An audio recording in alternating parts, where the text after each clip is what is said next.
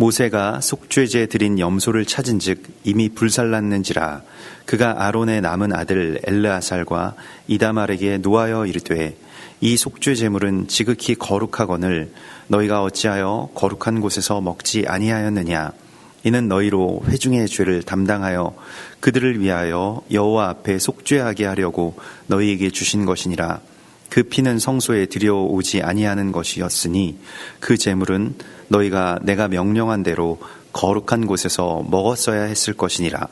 아론이 모세에게 이르되 오늘 그들이 그 속죄제와 번제를 여호와께 드렸어도 이런 일이 내게 임하였거늘 오늘 내가 속죄 제물을 먹었더라면 여호와께서 어찌 좋게 여기셨으리요. 모세가 그 말을 듣고 좋게 여겼더라. 아멘.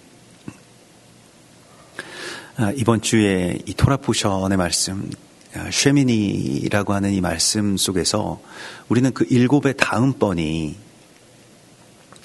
충만의 다음 단계로 나아가는 것일 수도 있고, 아니면 그 7의 그 충만 끝에 다시 처음으로 돌아가는 것일 수도 있다라고 하는 것을 보게 됩니다. 그 8번째 날이라고 하는 것은 새로운 출발임과 동시에 또한 이제 다시 시작하라고 하시는, 다시 처음에서부터 시작하라고 하시는 또 하나님의 명령이기도 하죠. 우리에게 가장, 어떻게 보면 가장 큰 축복은 우리가 이전 것이 지나갔으니 보라 새 것이 되었도다 라고 하신 하나님의 말씀에 따라서 처음부터 다시 시작할 수 있는 권세가 있다는 것입니다. 그래서 늘 성경의 첫 장을 펼칠 때 정말로 감격스럽게 우리가 받아들일 수 있는 말씀이 태초에 하나님이 천지를 창조하시니라 라고 하는 그 처음으로 다시 돌아가서 다시 창조의 시간 가운데로 우리를 이끌어 주시고, 또 우리도 그러므로 너희가 자세히 주의하여 너희가 어디서부터 떨어졌는지를 살피고 그곳에서부터 처음 사랑을 회복하라고 말씀하시는 하나님의 그 명령, 또 하나님의 그 부르심, 그 초대 가운데로 나아갈 수 있는 권세가 우리 가운데 있다는 것이죠. 이것이 너무나도 감사한 것입니다.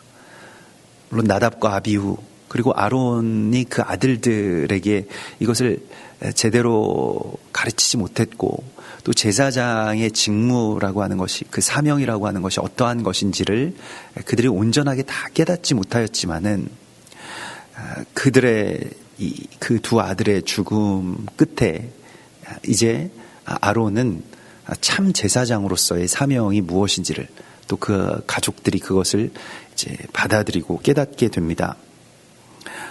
특별히 제사장의 단계에서 하나님의 거룩한 말씀을 받아들고 또 그대로 행한다라고 하는 것에 대해서 율법을 직접적으로 공격하고 또 직접적인 어떤 불순종을 하는 것이 하나님의 은혜와 자비 안에서 모든 것들이 다 그냥 무시된다라고 하는 생각은 굉장히 잘못된 구원론입니다. 우리가 구원을 받은 그 구원에 합당한 삶으로 나가야 함을 가르치지 않고, 구원이 천국행 커트라인을 갓 통과한, 그래서 그냥 모든 것들은 다 끝나버렸다, 예수 믿고 천당 가면 그만이다 라고 하는 아주 지극히 이기적인 신앙관 안으로 우리를 끌어들인다라고 하는 것은 정말 잘못된 신학과 사단의 미혹에 기인하는 것이겠죠. 우리는 구원받은 백성들로서의 사명이 있는 것입니다. 우리는 주님께서 주신 제사장으로서의 부르심에 마땅히 응답해야 될 그러한 그 부르심에 대한 응답의 의무가 있는 것입니다. 그런데 그것을 간과한다면, 그냥 나는 그냥 주님께서 이렇게 부르시고 영화롭게 하셨으니까 그냥 이 율법이라고 하는 것은, 하나님의 말씀이라고 하는 것은 별로 이렇게 크게 지킬 필요가 없다라고 생각하는, 예전에 그냥 끝난 이야기다. 그게 사실은 오늘날의 교회의 아주 팽배한 신앙관이기도 함과 동시에 율법에 대한 생각이기도 합니다. 그래서 구약을 잘 읽지 않고 또 특별히 이 토라의 말씀을 간과하면서 지나가죠. 이건 고대의 이스라엘에게 주신 말씀이다. 끝나고 없는 말씀이다. 그리고 우리는 이렇게 이야기하는 것을 많이 들어보았습니다. 하나님께로 가는 길은 굉장히 다양하다. 이 세상은 굉장히 다양성을 존중하는 그러한 분위기로 흘러가고 있습니다. 물론 그것이 결코 옳지 않다라고 볼 수는 없을 것입니다. 성경에서도 모든 사람 각자의 다양성들을 다 존중하시죠. 하나님이 각양 맡은 대로 각자의 달란트를 주시고 은사를 주시고 삶을 주시고 지역을 주시고 시대를 주셨습니다. 그런 모든 것들에 대해서 하나님께서 존중해 주십니다. 다양성을 말살하지 않으십니다마는, 그러나 중요한 것은 어떤 길은 사람이 보기에는 옳아 보여도 필경은 사망의 길이니라. 잠언 14장 12절의 말씀인데요. 저도 신학교에 다닐 때 가끔 이제 어떤 특강식으로 이제 종교 이 다원주의 쪽에 계신 분들의 그 강의들이 이제 열리곤 했습니다. 굉장히 유명한 분들이 많이 계시더라고요. 우리가 관심을 기울이지 않아서 그렇지 그 방면에서도 굉장한 어떤 권위자들이 또한 있으십니다. 그래서 어떻게 보면 이론적으로 별로 반박할 만한 것이 없을 정도로 그 종교다원주의자들의 말을 들어보면 우리는 지금 어떻게 보면 거기에 대해서 그냥 반대하는 것만을 알았지 그것에 대한 그 이론을 제대로 이렇게 잘 들어본 적은 없습니다. 아주 혹할 만한 그런 이론들입니다. 하나님께서 그렇게 자비하신 하나님께서 당신이 창조해 놓은 그 모든 그 피조물들을 그들이 이름을 잘 몰라서 부처라고 부르든 알라라고 부르든 그런 것을 다 자기를 부르는 것으로 받으시지 버리시겠는가라고 하면서 은근히 하나님의 어떤 그 자비와 은혜를 의지하면서 모든 그 신들의 이름이 다 그냥 우리가 하나님이라고 부르는 것처럼 사실은 그 여호와라고 하는 이름, 하나님이라고 하는 이름, 그것이 그냥 우리가 그 도달하는 어떤 우리의 어떤 루트일 뿐이지 다른 종교에서는 또 다른 루트로 하나님께로 다 나아간다 이렇게 이야기를 합니다. 그러면서 여러 가지 그 강화하는 그들의 어떤 신학이 있었는데요. 다만 우리가 그러한 큰 은혜를 받았기 때문에 하나님께서 그 어떠한 길도 다 용납하시고 어떠한 방식도 어떤 불도 어떤 다른 불도 이상한 불을 끌어서 제단 가운데 놓아도 하나님이 다 받으신다라고 생각하는 것은 성경적이지 않습니다.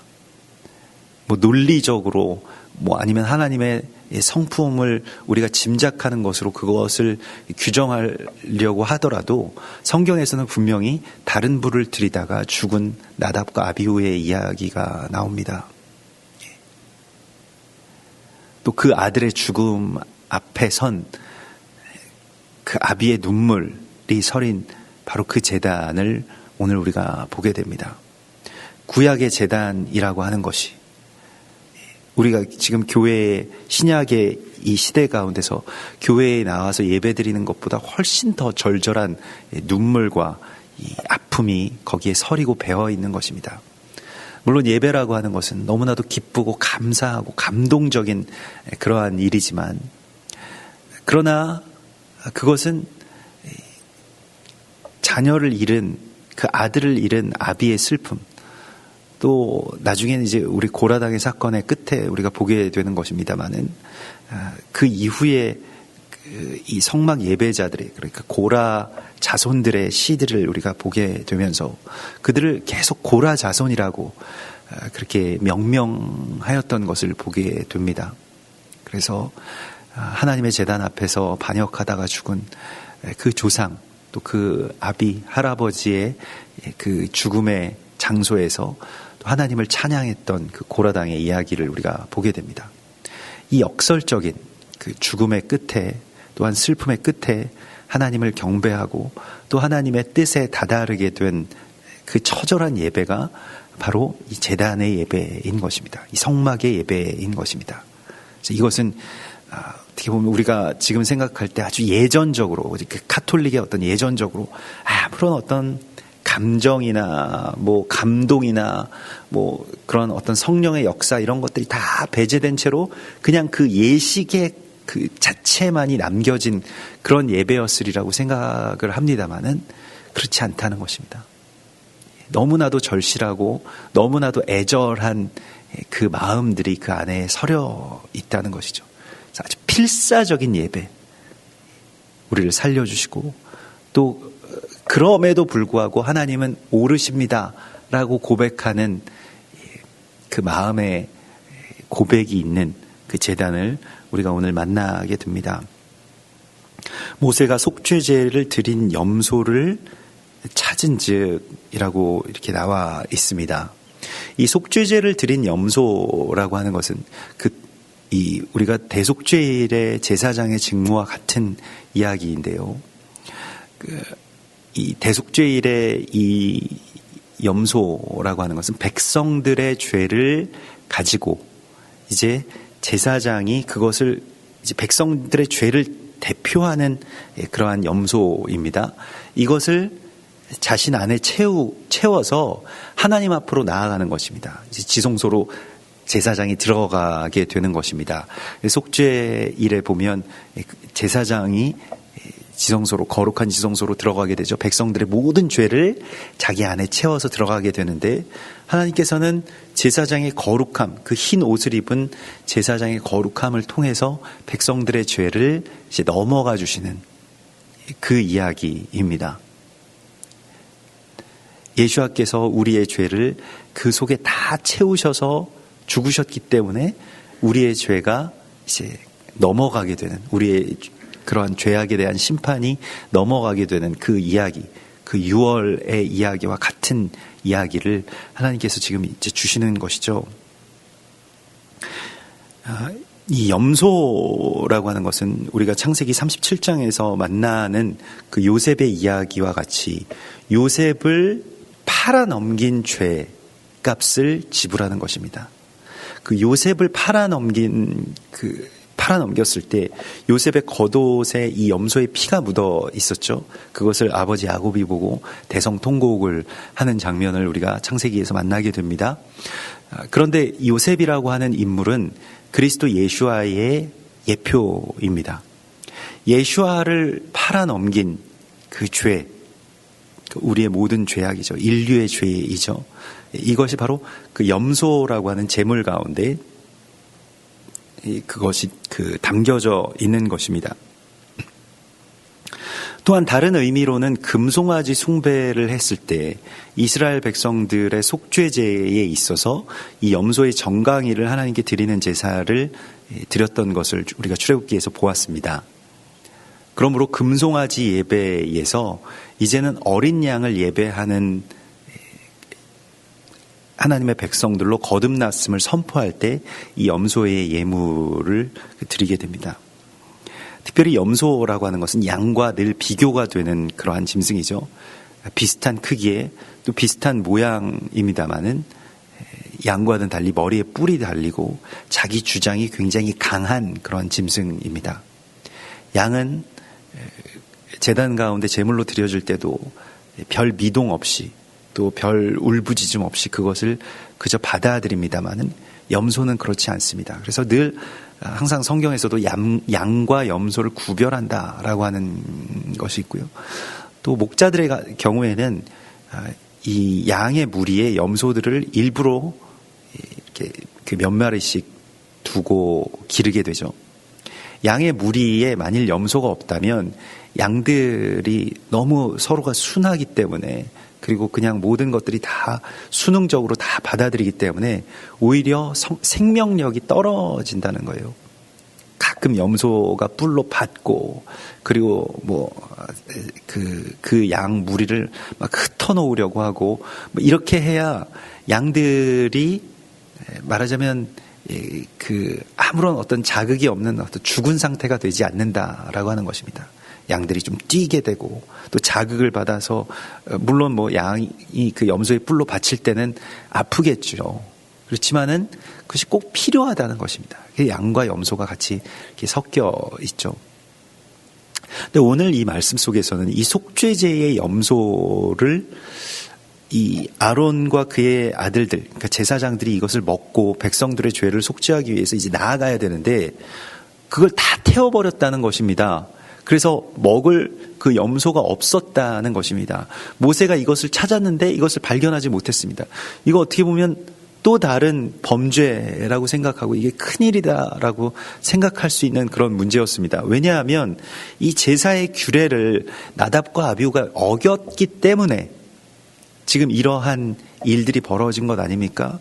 그런데 이제 다시 모세가 하나님의 말씀을 들고 찾아와서 이 제사의 규례가 뭔가 이제 어긋남이 없이 잘 진행되고 있는지를 같이 옆에서 실시간으로 이것을 점검하면서 이제 나아가게 되었는데, 그런데 이 마지막 단계에서 이제는 제사장으로서 이들이 다 속죄함을 받고 제사장으로서 이제 나아가야 될 이 단계에서 막힌 겁니다. 아론이 이걸 다 태워버렸다는 것입니다. 이 일이 왜 이런 식으로 일어났을까요? 레위기 4장 22절에 보면 만일 족장이 그의 하나님 여호와의 계명 중 하나라도 부지 중에 범하여 허물이 있었는데 그가 범한 죄를 누가 그에게 깨우쳐 주면 그는 흠없는 순염소를 예물로 가져다가 순염소의 머리에 안수하고 여호와 번제물 잡는 곳에서 잡을지니 이는 속죄제라. 그러니까 지금 이 순염소에 대한 이 단계를, 이 제사의 단계를 아론은 어떻게 해석하고 있는지를 우리가 보게 됩니다. 오늘 이 17절에 보면 모세는 여기에 대해서 이 속죄제물은 지극히 거룩하거늘 너희가 어찌하여 그것을 먹지 아니하였느냐. 거룩한 곳에서. 이 거룩한 것은 우리가 먹어야 되는 그 사명이 있습니다. 부정한 것은 먹지 말아야 되는 사명이 있는 것처럼 거룩한 것을 먹는 것 또한 우리의 가장 큰 사명이라고 주님이 말씀을 하십니다.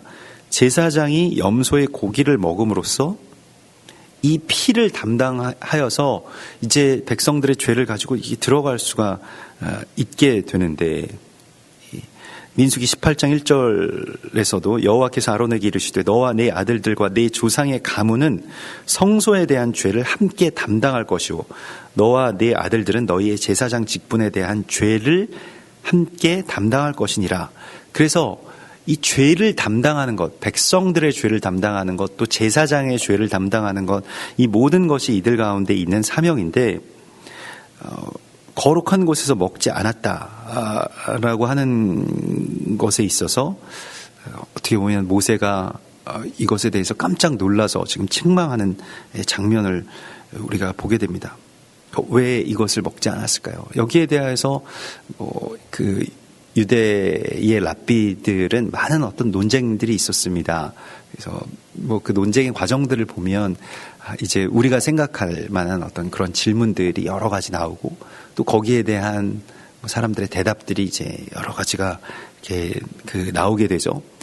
그것을 사실은 그러한 것을 해석해 놓은 것이 미드라시나 또는 탈무드입니다. 그래서 여기서 질문이 나와서 이건 이러한 것일 것이다. 그러면 다른 사람들이 후대에 또 거기에 대한 어떤 보강을 하거나 아니면 반박을 하거나 이러면서 이제 이 해석들이 이제 충만해지게 되는데, 이 토라 포션에 있어서도 이 토라 포션의 이 분량이라고 하는 것이 있는데요. 그 분량이 몇 장, 한 3개 장에 걸쳐서 너무나도 길 때도 있고 또 하루에 이 포션이 굉장히 짧을 때도 있죠. 근데 오늘과도 같이 이렇게 짧을 때는 여기에 머물러서 깊이 묵상하고 생각하라고 하는 것입니다. 일반적으로 여기에 대해서 지금 어떤 무엇이 이랬기 때문에 이것을 모세가 좋게 여겼더라라고 하는 이 전체적인 사건에 대한 자세한 설명들은 나오지 않고 그 결과만이 나와 있기 때문에 이것은 우리에게 주시는 또 다른 질문이기도 한 것이죠. 오늘 이 말씀이 지금 우리에게 질문을 하고 있습니다. 그런데 아론은 그 이유를 밝히기를 오늘 그들이 그 속죄제와 번제를 여호와께 드렸어도 이런 일이 내게 임하였거늘 오늘 내가 속죄물을 먹었다면 여호와께서 어찌 좋게 여기셨으리요라고 이렇게 나와 있습니다.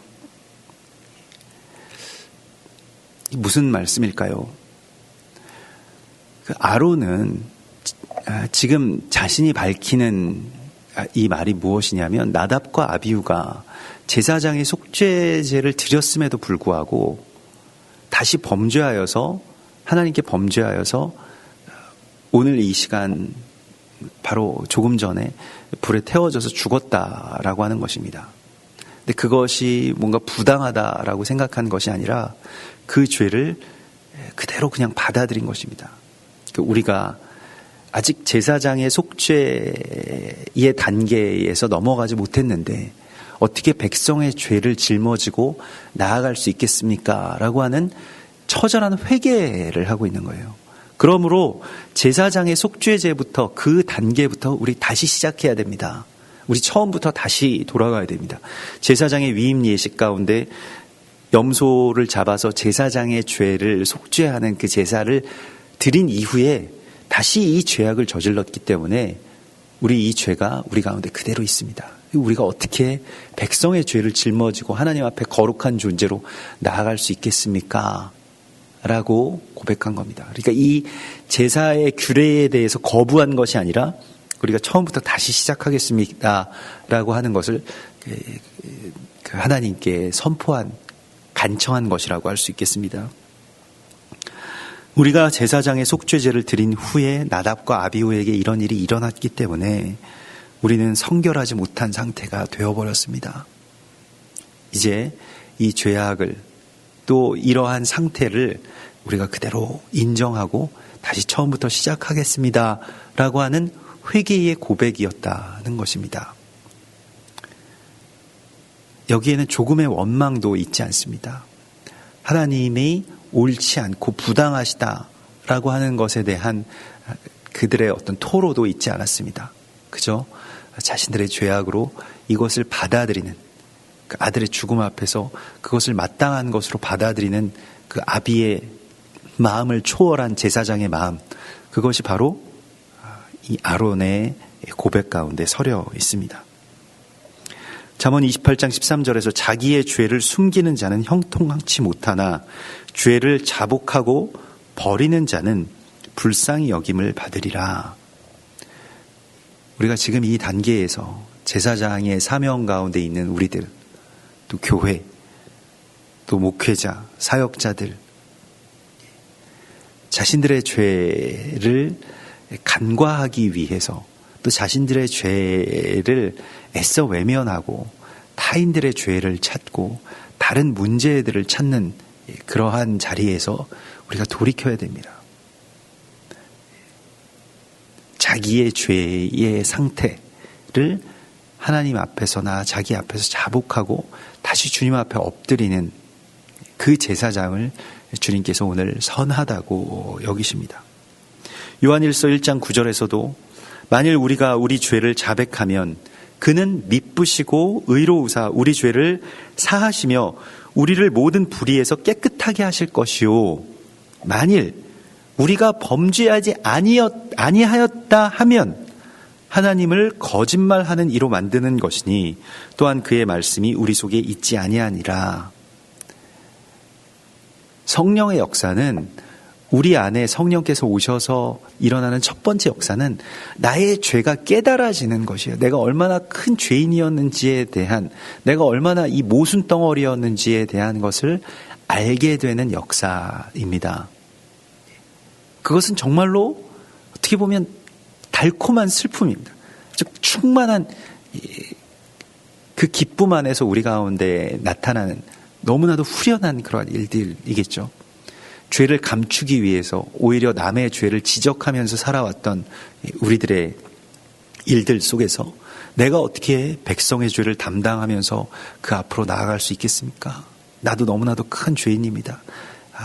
우리가 먼저 속죄의 제사를 드려야 되겠습니다 라고 하는 그 제사 가운데로 스스로 돌이킨 이 제사장들의 모습과도 같이 우리들도 이 죄가 우리 안에 있음을 그저 하나님 앞에 고백할 때 그때에는 주님은 우리를 바라보시면서 주님의 그 은혜를, 미쁘신 하나님의 은혜를 우리 가운데 부어주시지만은, 그러나 우리가 죄가 스스로 없다라고 여기면 하나님도 용서해 주실 방법이 없는 것입니다. 우리는 그 권세가 있거든요. 우리가 죄를 인정하는 자리까지만 가면 그 이후에는 은혜의 축복이 기다리고 있는 것입니다. 그러므로 모든 부흥과 성령의 역사는 죄가 자각되는 데서부터 시작이 됩니다. 그 자각이 없이 은혜를 누린다? 이것은 있을 수 없는 일입니다. 그래서 하나님의 이 말씀, 또 하나님께서 우리에게 오셨을 때 그 임재 가운데서, 물론 어찌 보면 우리가 이제 그 죄에 대해서 생각할 때 이런 생각을 굉장히 많이 갖거든요. 아니, 저 사람들보다 내가 뭘 잘못을 그렇게 많이 했습니까? 저 사람들도 다 잘못하고 있지 않습니까? 이게 오늘날 이 죄악에서 우리가 벗어난, 나보다 훨씬 더 잘못한 사람들도 잘 살고 잘 먹고 온전하게 이렇게 사는데 내가 뭐 회개해야 됩니까? 내가 뭔 잘못이 있습니까? 이게 우리들의 어떠한 그 자세입니다만은, 그러나 그런 어떤 죄에 대한 비교는 하나님께서 그 사람에게 주실 어떤 불의 때는 다 따로따로 있다라고 하는 것을 우리가 알아야 됩니다. 오늘 하나님이 우리에게 임하셔서 죄에 대한 각성을 주실 때 그저 그것을 감사함으로 받고 주님 앞에 이와 같이 고백하는 것입니다. 나는 죽을 수밖에 없는 죄인입니다. 그때 나를 대신해서 죽으신 예수와를 비로소 우리가 만나게 되는 것입니다. 미리 모든 것들이 다 그냥 용서되었기 때문에, 지금은 다 미래의 죄까지 사해 주셨기 때문에 나는 정말로 그냥 늘 은혜 안에 있습니다. 이 은혜가 아니고요, 나는 죽을 수밖에 없는 죄인입니다 라고 하는 그 처절한 회개와 자복 가운데서 우리가 다시 십자가로 나아갈 수 있게 되는 것입니다. 우리의 자녀들과 함께 다시 그 제단 가운데로 가서 염소를 온전하게 태워드리는 그 회개와 속죄의 제사를, 내가 죄인입니다, 나는 죄인입니다, 나는 죄인 중에 괴수입니다 라고 하는 그 날마다 죽는 제단 가운데로 나아갈 수가 있게 되는 것입니다. 오늘 아론이 그 아들들과 함께, 그 남은 아들들과 함께 눈물로써 다 태워버린 이 염소와 같은 그 제단으로, 어찌 보면 황폐하고 모든 것들이 다 타버린 잿더미만 남은 이 제단 가운데서 오늘 하나님께서는 우리에게 주님의 회복의 그 선하심을 비춰주실 것이라고 약속하시는 것입니다. 우리 같이 기도하겠습니다. 우리 이 시간 6월절은 그러한 우리의 죄악을 찾아내고 또 깨닫는 시간입니다. 우리 안에 있는 이 모든 우리를 부풀게 했던 누룩들, 감춰져 있던 우리의 위선, 그리고 자아의 두께 속에 숨겨져 있던 그 모든 죄의 본질들이 찾아내어지게 하시고, 또 그것에서 돌이킬 수 있는 그러한 처음 사랑, 또 처음의 지점 가운데로 우리가 돌아갈 수 있게 해달라고 우리 주님께 바라보시면서 같이 기도하겠습니다. 주여 찬송합니다. 주여, 우리가 주님 안으로 우리가 온전하게 돌아갈 수 있게 하옵소서. 주여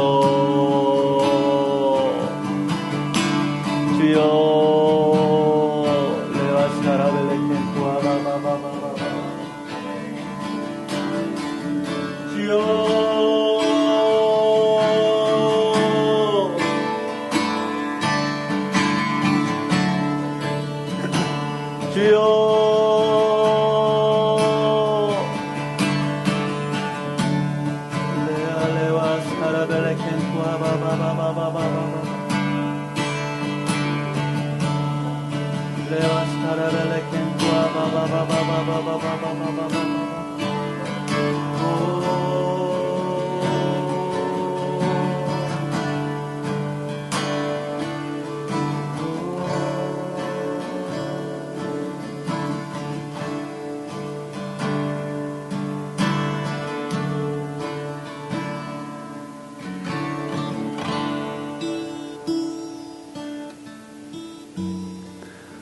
오 주님, 우리들 그저 죄를 알지 못하고 또 깨닫지 못하고 그저 다른 사람들의 죄만 크게 보인 우리들의 죄악을 주님 불쌍히 여겨주시옵소서. 다시 성령 안에서 나의 죄를 깨닫게 하여 주시고 그 죄에 대한 애통함과 또 처절한 회개의 각성이 우리 안에 있게 하여 주시옵소서. 회개할 줄 모르던 주님의 사람들에게 주님의 거룩하심과 성결하심 안에서 참된 회개의 기름 부으심을 허락하여 주실 줄을 믿습니다. 우리들 아론과 같이 우리의 죄에 대하여서 항변하지 아니하고 또 다른 사람들의 죄악과 나의 죄악을 애써 비교하지 아니하며 그저 주님 앞에서 나의 죄악을 자복하는 그러한 복된 제단으로 우리를 이끌어 주시옵소서. 처음 사랑을 회복하게 하시고 다시 주님 앞에 엎드려 자복과 회개의 눈물을 쏟아낼 수 있는 은혜의 제단을 우리 가운데 허락하여 주시옵소서. 우리가 마땅히 드려야 할 우리의 속죄의 제사 가운데로 다시 나아갈 수 있게 하여 주시고 어디서부터 떨어졌든지 우리의 처음 사랑이 회복될 수 있도록 주여 우리를 오늘 이 시간 이끌어 주시옵소서. 주님을 경배하고 찬양하며 거룩하신 예수와 메시아의 이름으로 감사하며 기도드리옵나이다. 아멘. 하늘에 계신 우리 아버지시여, 이름이 거룩히 여김을 받으시오며 나라의 임하옵시며 뜻이 하늘에서 이룬 것 같이 땅에서도 이루어지이다. 오늘날 우리에게 일용할 양식을 주옵시고 우리가 우리에게 죄 지은 자를 사해 준 것 같이 우리 죄를 사하여 주옵시고 우리를 시험에 들게 하지 마옵시고 다만 악에서 구하옵소서. 나라와 권세와 영광이 아버지께 영원히 있사옵나이다. 아멘.